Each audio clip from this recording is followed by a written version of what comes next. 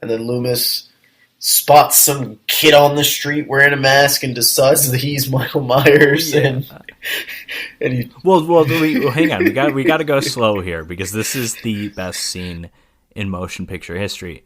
This guy is dressed 100% like Michael Myers. The mask, he's even like wearing like a boiler suit kind of thing. The difference is he appears to be like 5'7" probably, whereas Michael's like this big guy. You know, he's not like a giant like he is in some of the sequels. Obviously, we the audience know he's not Michael Myers. Plus, the mask has blonde hair. Yeah, the mask is a little different. He's got a bag of candy. Like, that can't be, anything that Michael would ever have. Well, but Michael could have picked that up at any time. I mean, I don't necessarily blame Loomis for at least initially thinking it's him. I don't blame him for that.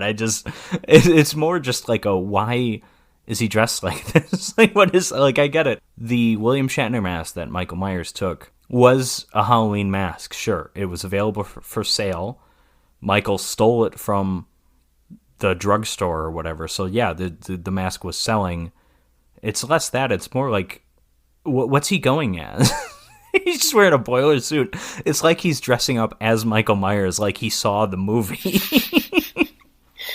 Maybe it gets meta and meta. That's what inspired Well, Scream. that's not even the best part of the scene, of course. No, the best part of the scene is the incredible explosion. It was like, TNT or a grenade, more than a grenade, would cause a fire that large. That fire burned that person so fast he was burnt in like less than 30 seconds.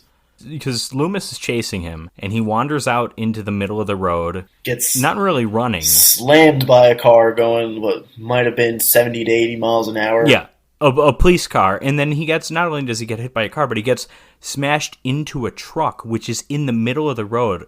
And my favorite little thing about this scene is when the driver gets out, he's like, oh, I didn't see him. They came out of nowhere. And it's like, so he was just, if he wasn't there, he would have just hit the bus, or the truck, excuse me, the van, whatever it was. He would have just hit that going 60 or 70 miles an hour, whether or not he hit this guy.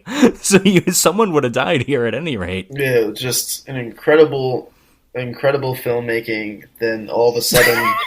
And then the next thing you know, the sheriff... One of the most random scenes out there, and I don't know how intentional the humor is, because I laugh hysterically every time I see this. Yeah.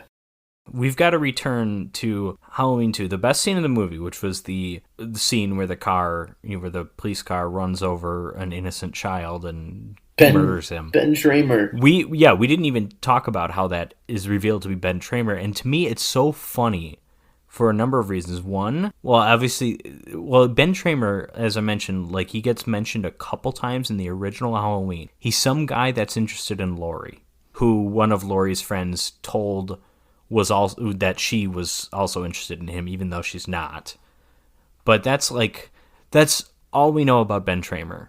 He absolutely does not need to be in Halloween 2, and to me it's just so funny that this one guy that gets killed in like the funniest way possible just happens to be connected to Laurie in some like small way. It's just so stupid, but really funny in a way, and it's like I think of too like how the more and more like nostalgic movies like sequels and reboots get too. This is something kind of ahead of its time, because now in like the new Halloween movies, it's like, oh, everyone is like someone in the original movie or something. Like Lonnie shows up in Halloween Kills, like who's the kind of the bully kid who's in like one scene in the original Halloween. Like now he's a character just because we hear his name, and it's like, yeah, I love the Ben Tramer incident.